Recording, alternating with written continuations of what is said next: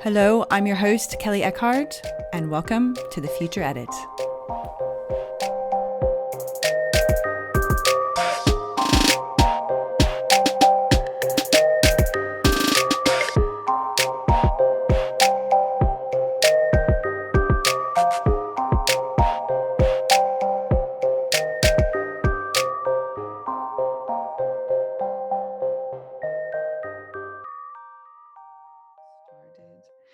Hello and welcome back to The Future Edit. Today I have a very special guest. I have Tajda Glazer. She is a transformational coach, and we're going to first start off with her introducing herself, talk about her journey to her work, and then we're going to go deeper into her work, and we have some really nice stuff to talk about today. So Tajda, thank you so much for being here. It's so nice to have you and taking the time.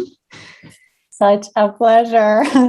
Thank you. Thank you for your invitation. And yeah, I'm just grateful that I have the time and space and to share whatever I can share. And hopefully it resonates with someone, with your listeners. And yeah. So start off by introducing yourself and then talk about your journey to becoming a transformational coach. So my name is Tajda, and I'm, like you said so beautifully, I'm a professional transformational coach, and I basically help or support people in feeling more empowered and confident in their life or relationships or business. And I think with my work, it's really about bridging this gap between feeling disempowered, feeling like you have limited chances in your life, that only this much is possible for you, to really letting go of those misconceptions and those limitations that you have about what you can do and what's possible for you, and really stepping into a life that you want. That's at the core of my work. And I've been coaching professionally for about 2 years now. And my path hasn't been super direct. I know a lot of people that came into this profession, through psychology, through very traditional routes. And mine has been a bit different, because I was interested in psychology as a kid, and I always had an open mind and an open perspective, and I always knew there was more. There had to be something more. That felt like things were aligning in a certain way, that there was an intelligence behind how things are happening. Yeah. And I did contemplate studying psychology. I remember having it on because we could come up with 3 choices, and I had law, psychology, and something else. And it just wasn't really vibing with me for some reason. And I think it was just because it was very theoretical. It was very boxed in. I was just missing some spark and some depth to it.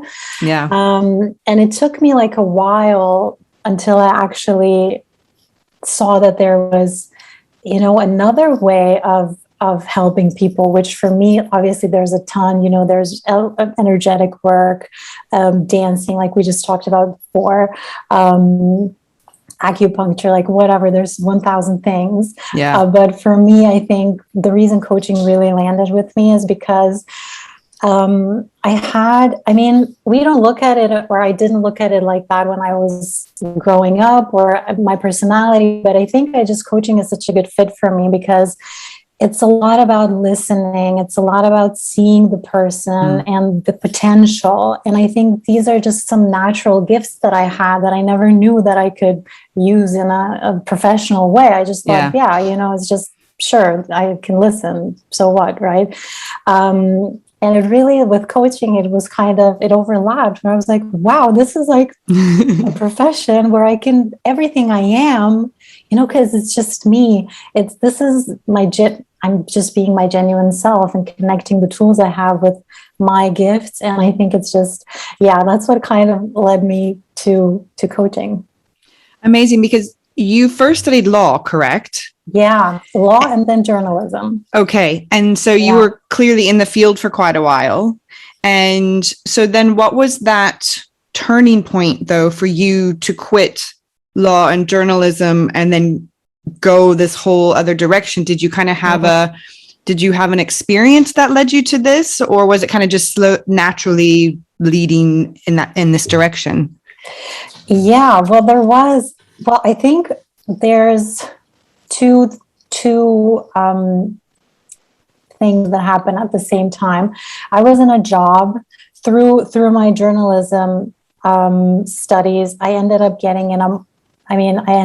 in a marketing and a PR agency. Okay. That was really completely unaligned with me. And now looking back, I'm like, oh gosh, I didn't do them any service. Like, it definitely didn't help the company grow because there was just no spark in me. I had no idea what I was doing there. I was just constantly thinking, I need to get out of this job. Like, this isn't for me. This isn't for me. So that was one. Okay. And then I was in a relationship, and I think it was the second time we had broken up. And it was both of those things combined, really not living myself. That was, I know some people mention and they say rock bottom, moments like that where you just feel like, oh my God, how much lower, how much worse can it get? But yeah, for me, that was really like a waking up moment. Okay. And kind of like also my spiritual awakening. And I think that was where I realized I have to start changing something, and I drastically changed my mindset. The most important thing that I did was really going from this disempowered to empowered. And one of the best things for anyone out there is to step into their power and into their leadership. It completely transforms your life, and you just make different choices. You live a much happier life as a result. So that kind of slowly led me to the path of coaching. And what steps did you take then to empower yourself? Was it a course that you took? Was it meditation? Was it a lot of inner work? How did you step into this power and realize, oh my God, it's here. I'm embracing this now. And now I know this is the right direction for me, and I can help people empower themselves as well. Yeah. It was a process. I think that's the first thing I want to point out to everyone, because a lot of times we're like, oh, let me do this course and then I'll be there. Then I'm there, and then I'll be fine. Then, that's the first thing to just really keep in mind, that it's a process and it's an ongoing journey. It's a beautiful journey, but it's a journey that never ends, because this is the life we chose. This is the life of growth, because that's what's interesting. So for me, it started by reading books. So I was just eating up everything that I could. I was like, what? These books exist? They never came into my hands before. And now all of a sudden, this whole new world opened up for me. And I was like, what? Neil Donald Walsh and Abraham Hicks and blah, blah. And I studied all of these different books, but I wasn't, and there was a huge shift, right? There was a huge shift, but I wasn't really using that in my life. I wasn't practically, doing the practical stuff. So I kept on consuming a lot of content, but not doing it practically. And I remember there's this spiritual teacher from Croatia, and she would always get people, because she does YouTube videos and has books and seminars and stuff. And people would always ask her, like, I've been watching your videos for 2 years and nothing has changed. And I've read blah, blah, blah books and nothing has changed. And she has this beautiful analogy where she's like, well, that's the same as saying to a fitness trainer, I've been watching videos of you working out for 2 years and I still haven't lost weight. So it's like, it's about the practicalities. And for me, I think that reading the books was a very good foundation. And then what really changed was when I started, going through doing the work, like what do we say, doing the work. So really looking at my beliefs, looking at my fears, holding myself through the tough moments, doing different processes. I have my best friend was going through, we're very aligned in our paths and we have very parallel experiences. And I'm so blessed because she had her processes that helped me, and I brought mine in that helped her. So I'm very grateful for that. And then it was just like, okay, let's do it. Courses, hypnotherapy, education, certification, another coach, just a lot of, and now I'm on this path in like seminars and webinars and whatnot. Now I'm on this path where I'm like, oh my God, I can't wait to learn more. I literally just did 5 days ago, I did a plan on what I want to do next year. And I have six things that I just want to learn, and I just want to grow. And that excites me a lot. So, yeah. It's interesting. When you're on the right path, when you're the excitement, right? There's so much excitement to learn and to put those tools into practice in everyday life, right? It's, it's not a chore. It's a privilege. It's an honor to be able to do it, isn't it? Yeah. And so I also read that, you practiced Reiki as well. Is that correct? Do you use that with your clients as well? No, not really. I like the fact that I have it in my toolbox. Yeah. But I don't really, because I don't think that's my superpower. Yeah. I enjoyed learning about it. And if I would ever need it, I would use it. But to tell you the truth, I feel like there's other people who do a much better job. And if I would use it in one of my, I don't know, in my work, I would probably bring in someone else who I know is like, they're full on. Yeah. Yeah. And so let's talk about your work and what you do with your clients. So for someone that comes to you, do you offer a variety of options for them? Or is it kind of like, let's first get to know you, figure out what you're needing? Describe your process working with your clients. So the way I work with people is one-on-one. That's the format that I currently enjoy most, and I feel like where I can give the most, most support and most transformation. It's really not a process that I would, like a predefined process. It's really more of a customized journey that supports the person or my client in where they want to go. I have this huge collection of any, tools and ways that to hold them. And I would just use what feels best for them. So it's never the same with two people. It's always different because every single person is different and they have their own things. And that's what makes it exciting, because it's never the same. It's never the same. And it's always, it's always something different. And everyone, it's a two-way process. So I support them in something and they support me in something. I always learn from every client, from every session, from their how they are in their lives and all the gifts that they have. Yeah. And before you work with clients, do you have a grounding process? Do you have a spiritual practice that prepares you for going into a session?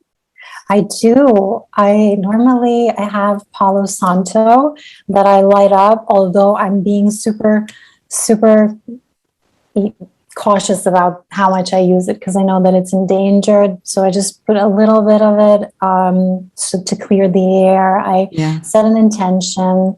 I call in any spiritual guides to hold space for us, and just have my little mantras that I say to just, so that I'm in presence, that I can hold space.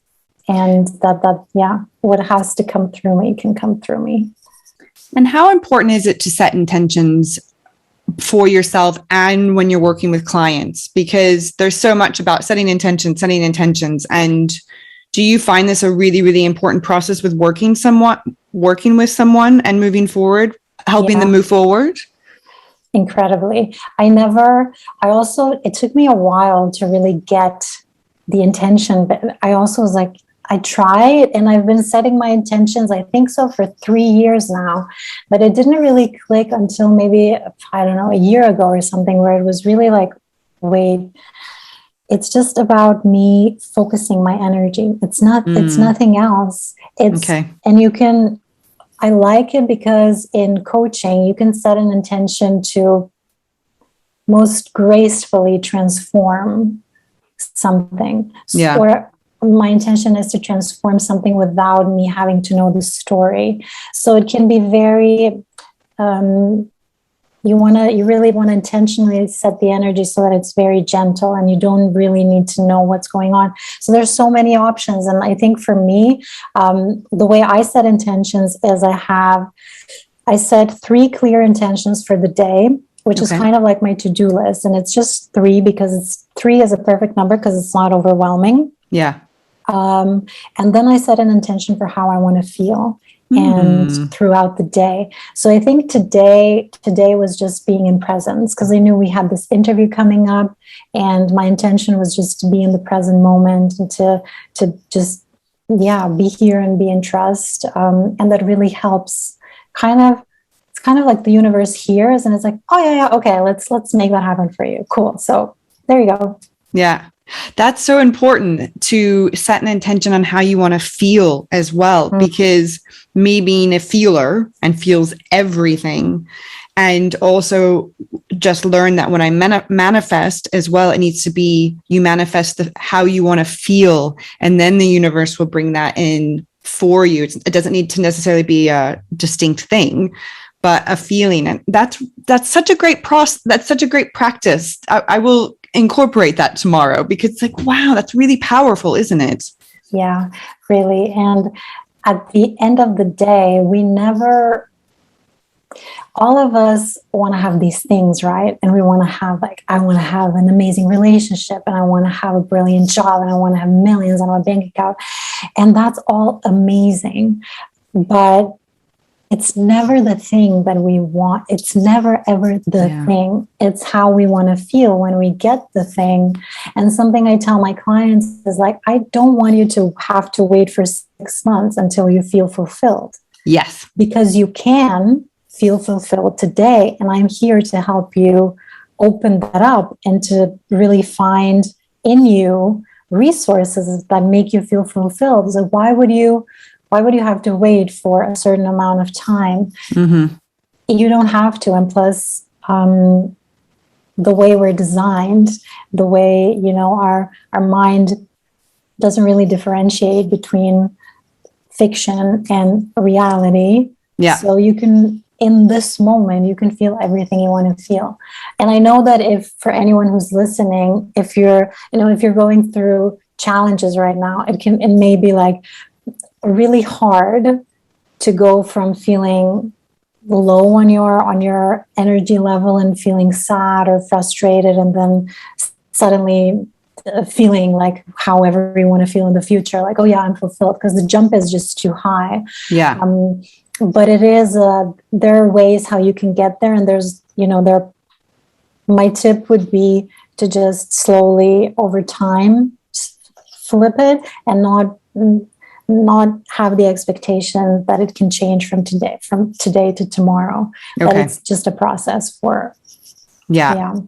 It is such a process, isn't it? It's work. You have to put the work in. But once you put the work in, you do see a transformation. It might not be as fast as you would like it to be, or the transformation you expected it to be, but it's your own unique transformation, isn't it? Which is so beautiful about this whole process. Huge. Yeah. Huge. Now, when we, Tajda and I went for a coffee recently, and we were talking about everything she's learning at the moment. And it was in Spain, right? That you did some amazing workshops, and you got to learn and go deeper. Tell me about kind of what you're learning at the moment and what you hope to incorporate in the future. And then we're going to talk about relationships, because she has a lot of really great advice about relationships today. I'm super excited. Yeah, of course. So happy to share. So what I'm currently learning, well, I'm still finishing up my one certification program with my eye already on the next thing I want to do, which is learn how to channel, so that I can incorporate that into my practice as well. And I think that's really where my path is going, to combine the two, coaching and channeling.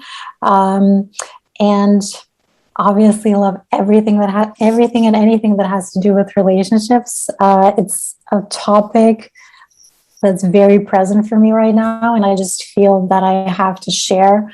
Um, yeah, it's like I have to. I just don't. I have to talk about it, and I want to share as well, because I want people to know, A, that it's possible to have amazing, fulfilling, and safe relationships, and B, to just for them to deeply understand what it is and how they can make that happen for themselves. And except for that, I feel like those yeah, that probably covers it. I mean, the channeling thing I find super fascinating. For one, because I'm just discovering a lot of this, because I recently had my awakening as well. And so quickly to ask you about the channeling, it's basically, is it a gift that you already have and then you just kind of have to open that channel? Or is it something you learn to kind of intuitively tap into? Well, I think the answer is going to make a lot of people happy. It's it's a skill or capability that we all have in us, because it's just there. The channel is there for everyone. But as we go through life and we get, the channel gets kind of like stuffed with programming, and we get further away from our essence and what we are. Yeah. And we don't nurture that connection anymore. It just kind of gets blocked a little bit. But any single person can do it. And I've never heard of, I'm sure there probably is in the world somewhere, but in Slovenia, where I come from, Medium from there has a course where you can learn channeling. And as far as I know, she's one of the only people that offers it, like, as far as I know. Yeah. And because she wants to make it available for all of us to really, if we want that connection, yeah, it's there for you. But it is, like, from what I hear, it's kind of one of those things, you learn it and then you just really have to practice to get good at it. Because it's not like, oh, I've learned it, and now it's like, it's kind of like learning how to drive a car. You have the exam, the test, like driver's license. Yeah. But unless you practice, you're not really going to get good at driving. So it's the same with channeling. You really you have to put in your time and effort and really nurture, the connection.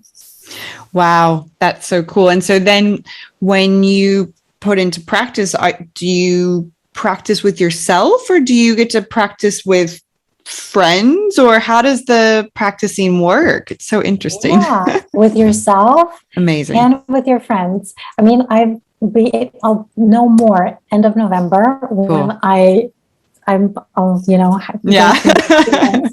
just speaking from what I've learned up until now. Yeah. But yes, you can channel for other people. You can channel for yourself. And I think it's really wonderful, because something that I love about channeled messages or books or whatever is that you can tell that there's no ego in it. It's so pure. Yeah. It's the purest message you will ever receive. It's just pure love. And that just tells you, because we resonate so much with it, because we're frequency of love, and that's frequency of love, and just feels like home. Mm-hmm. And I remember when I first read Conversations with God, which is also a channeled book, there were tears streaming down my face, because I was like, I've never felt so accepted before. It's just unconditional love and acceptance. And when we're growing up, and I know you have, this topic of religion and everything that you've been programmed, what's, about the world and everything. Yeah. I remember in this book, he speaks a lot about religion as well. And one thing I was like, and I never felt accepted in my religion, because I was, how do you say that? I mean, I was Christianed in the Catholic Church, and that's where I grew up in.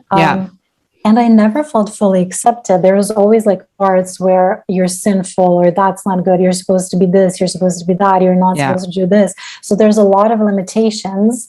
And here, right, in the book, because I have it here with me, in the book, it's like, but you're perfect just the way you are. Exactly. And you're accepted just the way you are, even if you do quote unquote bad things. I mean, you are completely accepted because everything is here for you to learn. This is your playing ground, this life that you have, and you get to explore and you get to live, and you just, you get to experience and be. Yeah. That's, I've just started reading that book as well. And it's so interesting. And I mean, I literally have highlighted so many parts in it because it's such a good reminder. And for someone like myself that did grow up in a fundamental Christian church, there is a lot of shame and a lot of fear, and you have to do this in order to be rewarded this. And that's actually not the way it is. And like you said before, it is all about love.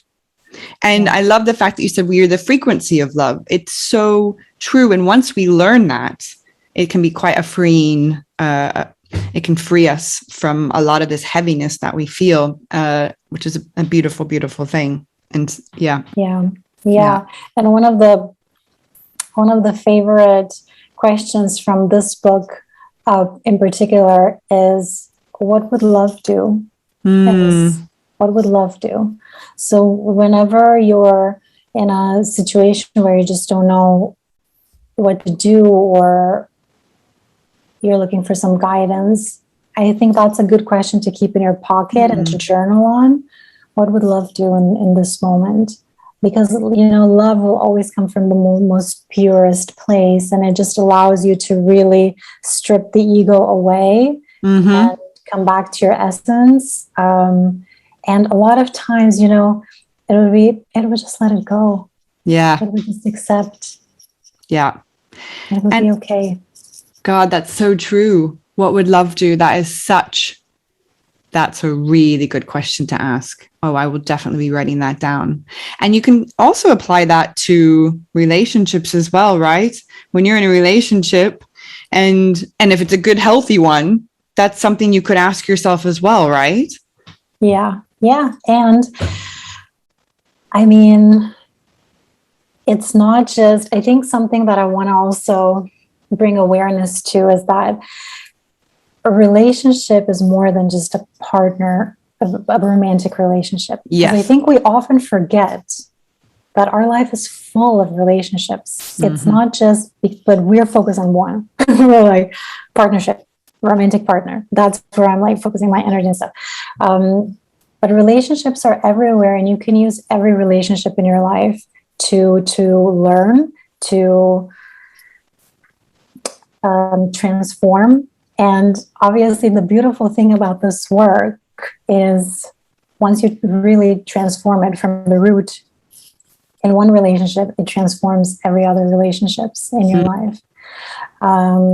So just to keep an eye on, if something keeps popping up in, your relationship with your mother or with your sister or with a friend, use that. Use every relationship, even, if you're single or if you're not single, just use everything for your growth and learning. So and just to open up the perspective that, every relationship, every shift that you make in any relationship will literally lift and improve all of them.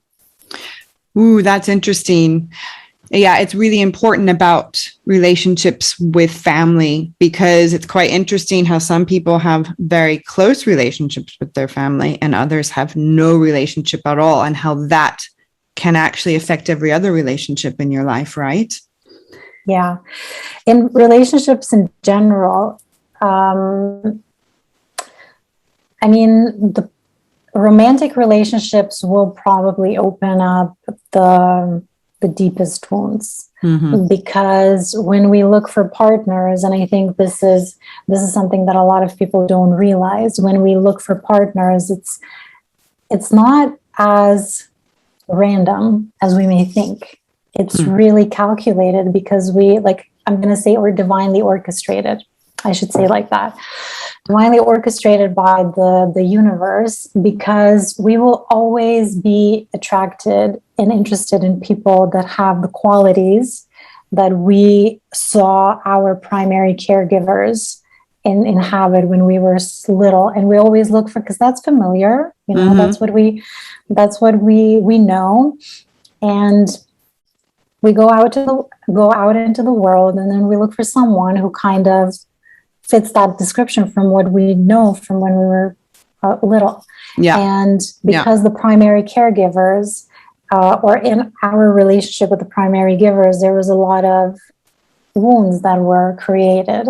Not that they would, I mean, it always depends on the personal situation, but it's not like our primary caregivers, like moms and dads, whatever, grandmas, grandpas, they intentionally created wounds. It just happens. Yeah.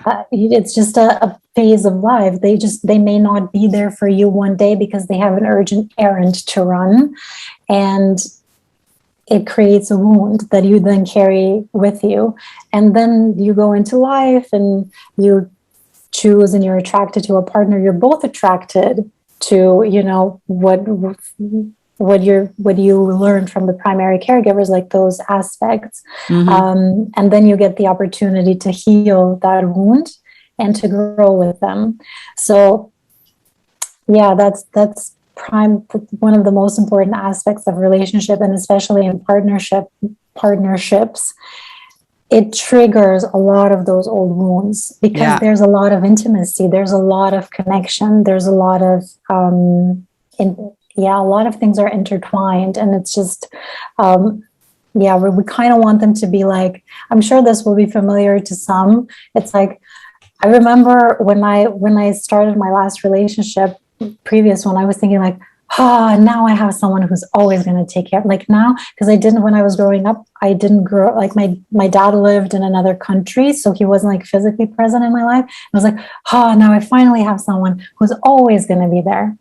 Like, no, not really. But we fall into this trap of thinking like, okay, now like we have a substitution for what our parents didn't give us, and now someone's here who's going to give us everything that we didn't get from our parents. Yeah. And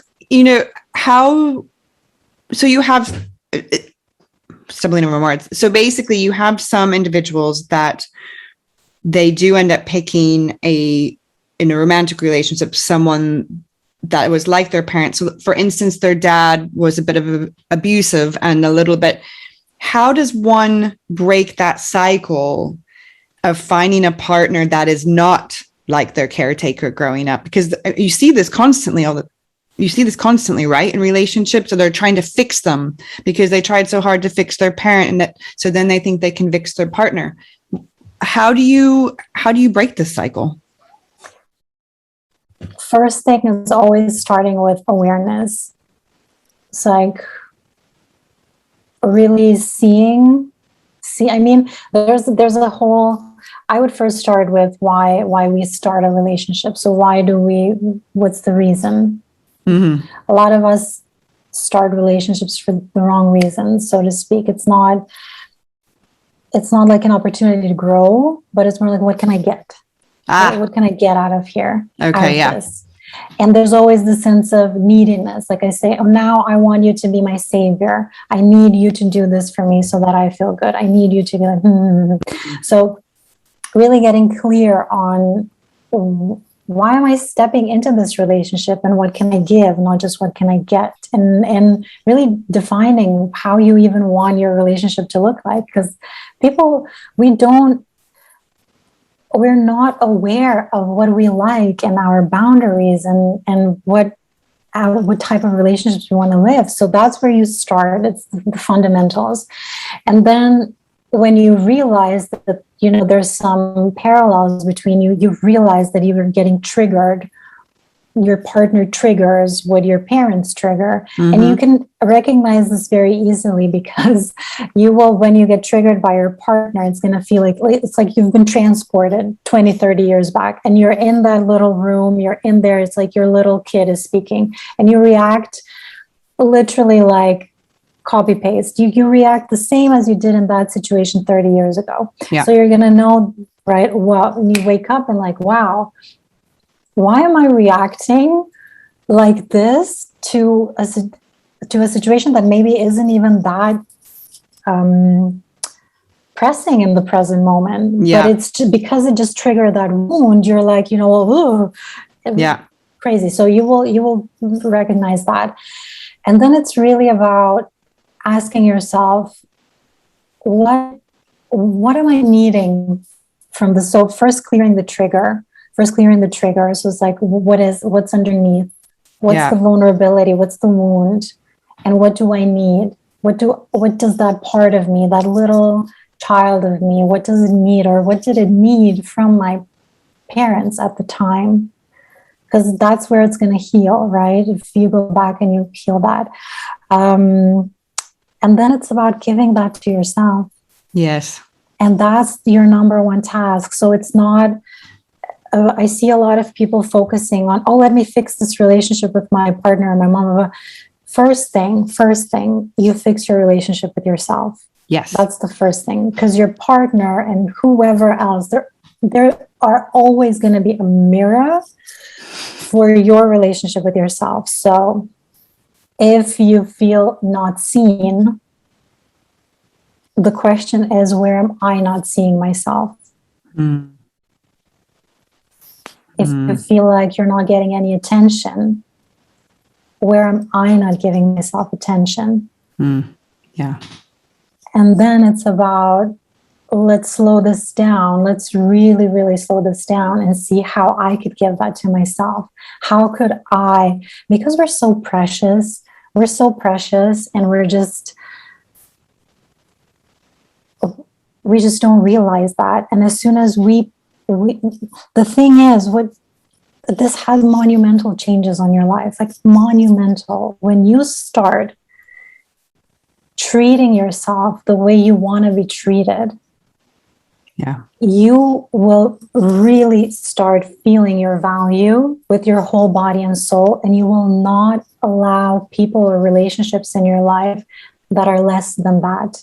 Yeah. It's just not going to be, it's going to be like, why would I settle for 20% if I'm giving myself 150? Yeah. No. And it shifts everything. It shifts your career, your relationships, the income that you're making, everything. It's so monumental. And I think this is why I love this work, because it really boils down to, really seeing yourself, or seeing the preciousness and the value and the worth in you. Yes. And when you embody that, it's like everything changes. It really does. It's interesting. It's almost like everyone should do the inner work first and find out who they are as a person before they even enter a relationship, because then it saves you so much heartache and frustration, right? But a lot of us are walking around, not in a position to ask ourselves who we are and what we want. And you said a really important thing, boundaries. Boundaries are so important. And if you don't set boundaries for yourself, you're going to constantly get walked over in your relationship, or you're going to, like you said, get triggered or hurt because it's, no, this is my space and you can't go over that because I respect myself. I love myself now, right? Yeah. And it's really connected with the worth, because if you don't feel worthy, you're going to settle for whatever you think you're worth. Yeah. And it's going to hurt because you are inherently worthy. So anything that's less than, anything that doesn't match that is just going to hurt, because it doesn't match the truth. And you're going to feel that. And with boundaries, it's until you're going to wake up and really open up to that sense of worth, it's going to be hard to set boundaries, because you're going to feel like, but they're going to leave, like they're going to leave me, or I don't know, whatever. So whatever fears you have playing out for yourself. And once you do build that up, and it's just much easier, because you don't get attached, because you're like, this is me. These are my boundaries. And it's like, I invite you, but it's like, I respect myself and I want you to respect my boundaries. And if you don't, that's okay. But then you don't have space in my life. Yeah. Yeah. It's the unattachment. It's like, it's okay. Then I'm letting you go. It's fine because I want people in my life that respect my boundaries. But again, I need to be the one that respects them first. And something that I find, we know when our boundary is crossed. We know very loud and clear because our bodies, they are on it. They are on it. Either it's anger or you feel this uneasy feeling in your body, like, your body is your friend. Your emotions are your friend. They are your compass. Everything is always working for you, and they will let you know exactly where you are. You just have to listen. So when you, just to make the circle around, when you feel that your boundary is crossed, start making a list. Mm-hmm. So my boundary was crossed. I didn't like that. What do I want? And just really starting to create awareness about what boundaries you want to set in your life. So, this is what I like. This is what I don't like. This is how I respect myself. And I want others to respect this about me as well. Mm-hmm. Yeah, that's really, really great advice to make that list, because like you were saying, a lot of times when you're triggered, it's something that's triggered inside of you. And you even start making a list about the triggers and you ask yourself, wait a minute here. What am I really feeling? Why did this trigger this? Where is this coming from? And how am I going to work through this? And it's such a good tool to be able to journal and write those things down, because then you start to see a pattern quite quickly of, okay, now I know where this is coming from. Yeah, absolutely. And I think writing things down in general, super important, because you just want to get it out of everything is energy, right? Thoughts are energy. So as soon as you put it out on paper, it has way less power. And if you just let it in there, it's just going to keep on spinning and spinning and spinning. And it can just use a lot of the energy that you really, you can use it for something else. Yeah. Now, let me ask you about codependency, because that can also happen in friendships as well, correct? Mm-hmm. I mean, it can happen in any relationship.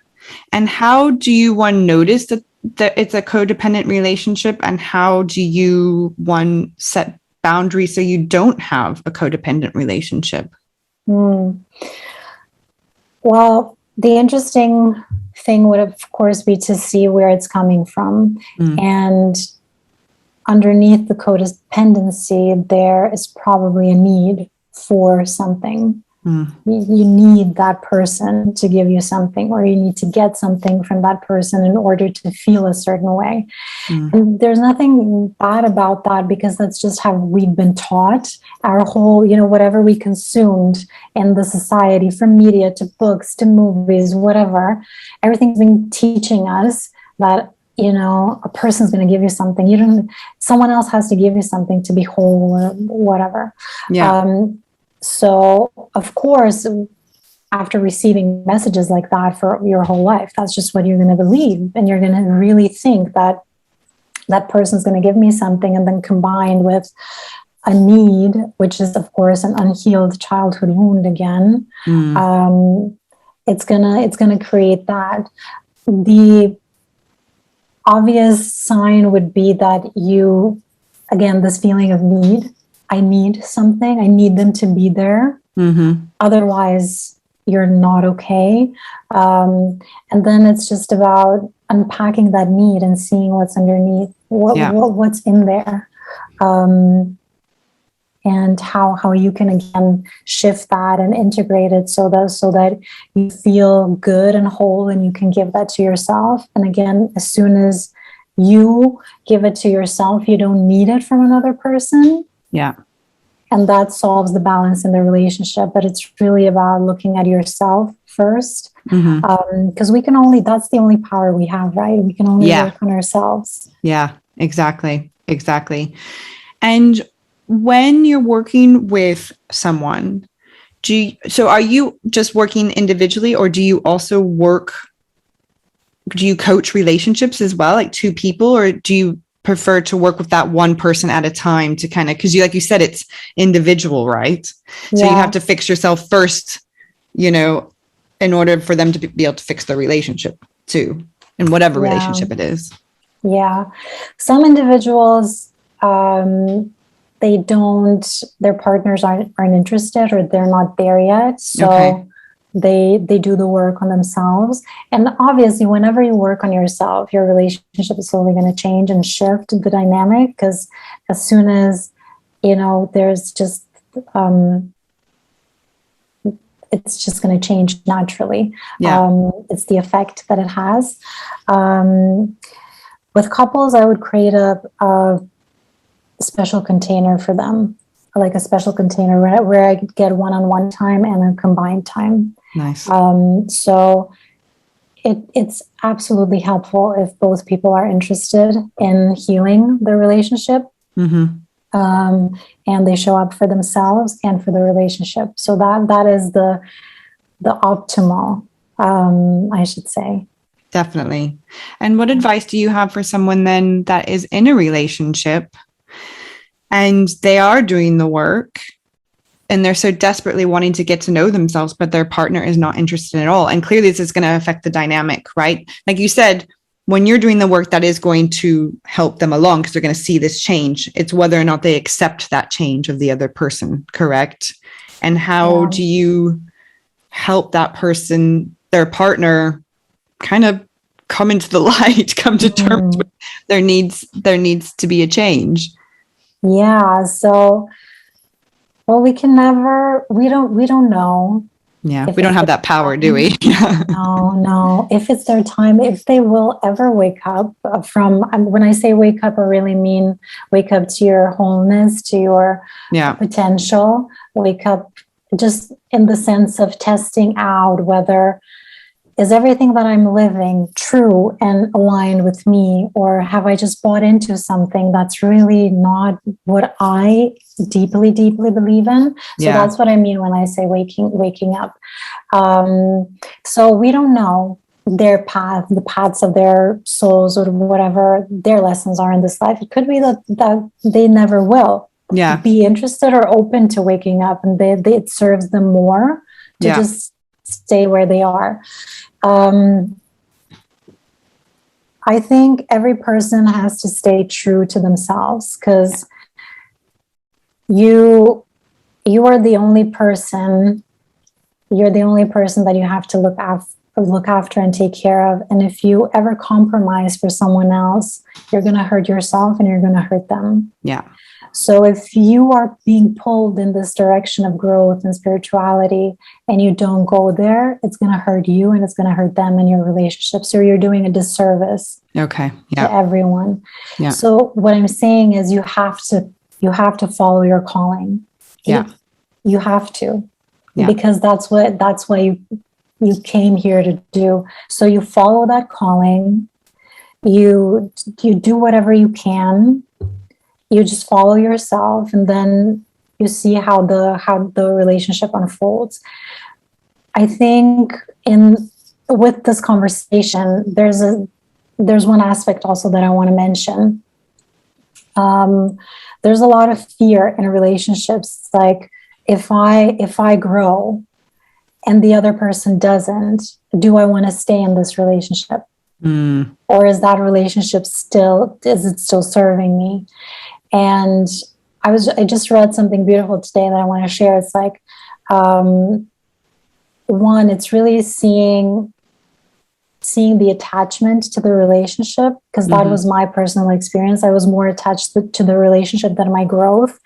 And there's really nothing worse than you not betraying yourself, but you not sticking up for yourself, and you going against it. Nothing hurts as much. Nothing, no breakup, nothing hurts as much as when you aren't there for yourself, or you go against yourself.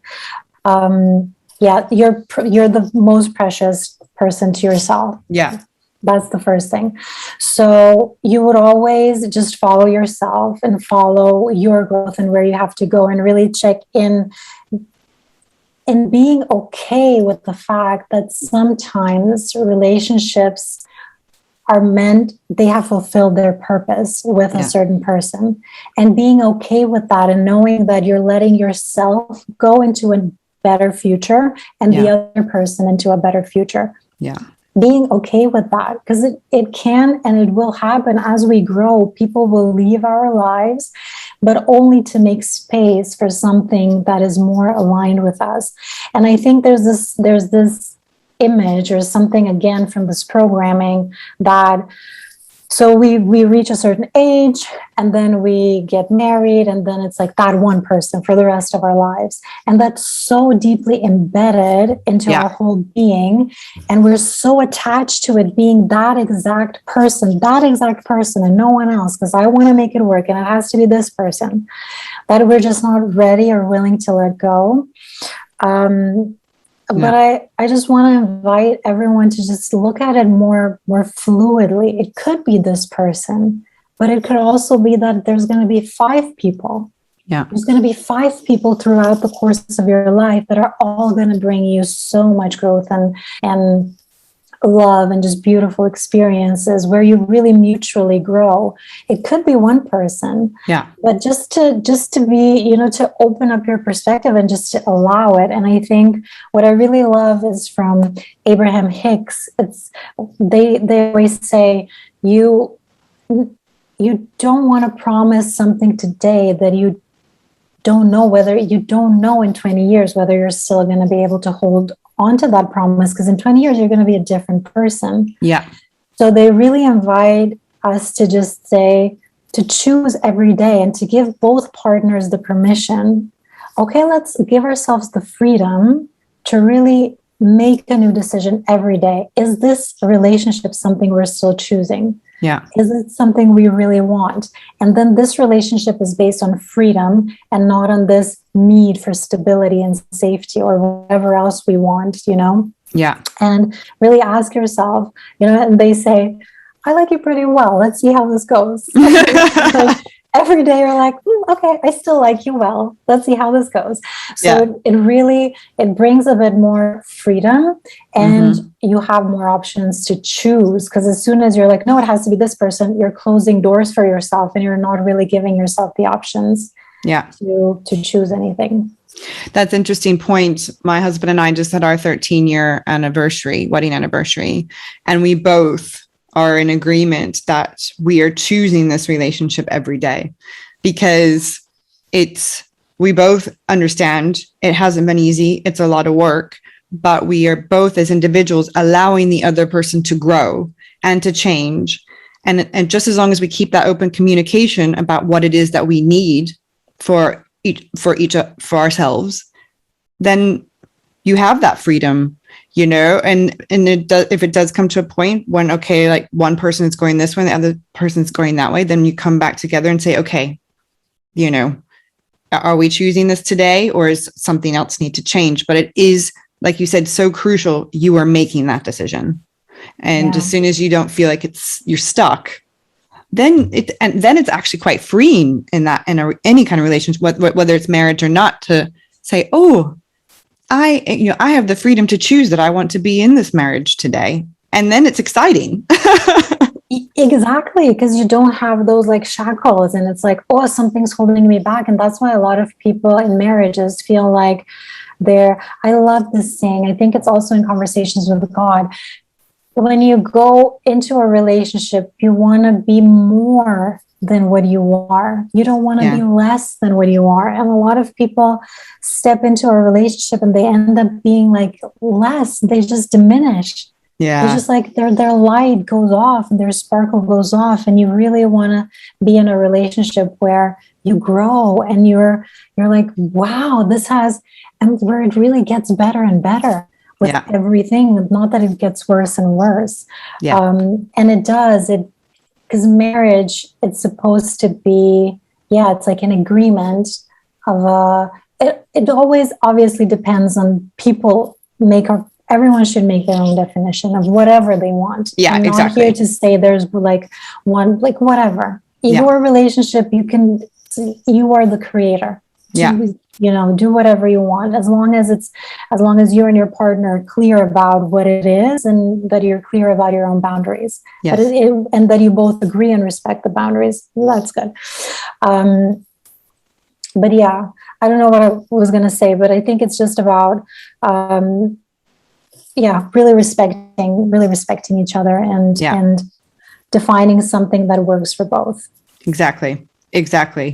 The respect for each other, the respect for yourself, and those boundaries, knowing yourself as a person going into that relationship, because I find that so many people expect something of their partner that their partner, for one, was never able to give them in the first place, and two, will never be able to provide that for them. And this is where it's so sad when people go in and expect, like you said, to fulfill them in some kind of way. And it's like, listen, mate, clearly you need to feel that within yourself. And you're just putting both of you through torture, trying this expectation of someone. And expectation is such a harsh word anyways, it's like, because it's never going to be met the way you want it to be met, unfortunately. No, and nor, I think, one of the big things to really internalize is that no one is responsible for our happiness. Exactly. And except for not just our happiness, for ourselves. Mm-hmm. It's us. We are responsible. And again, this comes back to the leadership. If I know that I'm the leader of my life and I'm responsible for my happiness, for my success, for my growth, how do I show up for myself from this place? What do I do for myself? What do I offer myself? How do I treat myself? It's a completely different dynamic. And when you go into the world, like from your leadership, you're going to attract people who will understand that vibe. And because you're not going to have this neediness, they will give it to you in abundance. They will be like, I love the way you respect yourself. They're going to give you respect. They're going to give you attention. They're going to give you whatever you wanted. Yeah. But it's not their job. And it's also like on the other, if you flip it around, we're not responsible for other people. Yeah, exactly. We're not responsible for other people, because that's a catchy, that's the slippery field where a lot of us go into this. They got mad. Oh, it's my responsibility. I did something. I had, and then really, being apologetic and sorry. And then it goes into this very unhealthy dynamic where you try to make them feel better, and nothing ever really changes. Yeah. Because first of all, if they got mad, it's their wound. It's not yours. And you can do whatever you want, but their wound will still be unhealed, and it's just going to play out more in the relationship. It doesn't really lead to connection or integration. So it's very, very important. You're not responsible for other people, really taking that off your shoulders, and they're not responsible for you, because that frees up a lot in our relationship as well. Oh, completely. It's interesting because I've been going to therapy for the last almost year and a half now. And that's one thing that I was able to finally explain to my husband, that if I'm triggered or if there's something I'm upset about, you need to understand. And I also have the ability now to share and communicate. It's not you, it's me. Yeah. I'm just in a place today, but I need you to understand. You don't need to fix this. You can't fix this. I don't want you to fix this. This is my thing. And that right there really does take the pressure off of everyone. And it's owning yourself, going, it's my shit today. It's really something that I have to deal with. And please forgive me for being moody today, but it's not you, Yeah. And that's a game changer for people in relationships. Yeah. And I think for women as well, to one, just to allow yourself to be whatever you are. Exactly. And if you feel moody, and if you feel cranky, and if you feel tired, fine, I'm tired, leave me alone, whatever. Just really being what you are, and really giving your full self into the relationship, and accepting that with yourself. Because men don't really they don't have trouble accepting that much. It's us. We are the ones that are blocking ourselves and judging ourselves. Men are so much, they just have a different type of energy, and they're they're much more understanding, and I'm going to say accepting of the parts of us, but it's us that really need to accept the whole, the whole package that we are, the beautiful package that we are. Exactly. We're the critical ones, aren't we? I mean, there's so many times my husband says, I don't know, why are you being so critical of yourself? I don't see it that way. No one else sees it that way, but as women but it has to be done this way and I need it this way. And that's literally either something trauma from childhood or conditioning that we've had from society. And it is, going inward. And like you said, that I am a beautiful human being. I'm a powerful human being. I do not need to think this way. I've got this, Yeah. And I think a big lesson that I learned from my ex-partner was to just not take things so seriously. And I thought, that's really a beauty that the male energy brings. Yeah. And I really appreciate that. It's just the way of seeing things, I guess. It's not overcomplicating and going. They're much more like an arrow. They're not, like women are circle, where our energy is like circular, and men are like an arrow. And you can really see that in the way that they think. It's like very, straightforward and not overcomplicating things. And I was like, damn, I really need to like learn more of that. And it really helped me to be like, fine, then it's not going to go the way I planned. So what? It's still okay. It's still okay. Yeah. It's fine. Oh man, there's such good advice today. So much we can take from this and apply to ourselves and to our relationships. My goodness. For someone that is just beginning their journey, what advice do you have for them? Where would you say is the best place to start? It would always depend on where they are and what really feels most aligned with them. Because there's, like I mentioned in the beginning, there are so many options. Yeah. And I think it's just about listening. So here's actually what I would say. Listen to your body. And if it feels good, if it feels exciting, that's the right direction to go in. And if it doesn't, there's something there that's either blocking it or that has to be resolved. So really building this connection with our body, who has, like I said, this is always our compass, and then just following where that leads you. And if it's, spiritual development or personal development or a goal or whatever you want. Yeah. Just really, again, taking that advice and checking in with your body. So what calls me? Is it therapy? Is it ecstatic dance?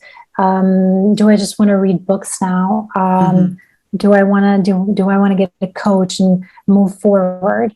Maybe I just want to journal something, and just following that instinct. That would be it, because I don't think there's one thing for everyone, because everyone is just so different. Exactly. But what I do know is that as long as you follow what feels good for you, you're always gonna be on the right track. Yeah. Always. Yeah. Without doubt. Yeah, you're absolutely right. It's finding that one thing that works for you and speaks to you personally, isn't it? Yeah. Now I have last question for you before I let you go. The podcast is called The Future Edit, and it's about doing the inner work now for a happier and healthier you now and a future you. Describe the future you. Oh, I love that question. I really want to make a difference in this world. It's like a ripple effect. Yeah. So I think it's the future of me is me, only wider, even more present, more conscious. There's just more of it. But I feel like I'm living and embodying what I want to be now. I just sense myself being, just on a greater magnitude. something that I do see myself is just, yeah, sharing my truth and supporting and helping people in whatever ways feel aligned with me, and just touching people's hearts. And just really, yeah, supporting them and living their best lives. I mean, of course, I have plans and dreams and visions, and, I'm going to have like collection of books and journals and Of course, courses yeah. and whatnot, the whole thing. But on a pure feeling level, it's me just bigger. Nice. Yeah. Oh, that's beautiful. I'm so excited for you. And it's nice. Those of you just listening on the podcast, you can also watch this on YouTube, but go on and watch her face describing herself in the future. She's glowing. It's amazing. And this is what I love so much about this question is all my guests, they answer it with such, it's just purity and honesty. And you can tell that they're answering it from their deepest part of their soul, which is so amazing. So I'm very excited for what you have coming up now and in the future. And for any one of you that would like to work with Tajda, I have linked everything below, and you can go to her website. She has lovely freebies that you can download and some workbooks and worksheets that I personally did for myself, and they worked wonders. And you can also contact her for sessions, and she can help you guide you on your transformational journey. So, Tajda, thank you so much for being here today. I really, really loved your knowledge and your wisdom. So thank you. Thank you. I appreciate your invitation so much. It was the most beautiful time. And thank you. Thank you so much for listening to today's episode. If you like what you're hearing, please like us, subscribe, and tell your friends. You can follow us on Instagram, The Future Edit. And for more information about my guest and myself, you can head to thefutureedit.com. Until next time, ciao.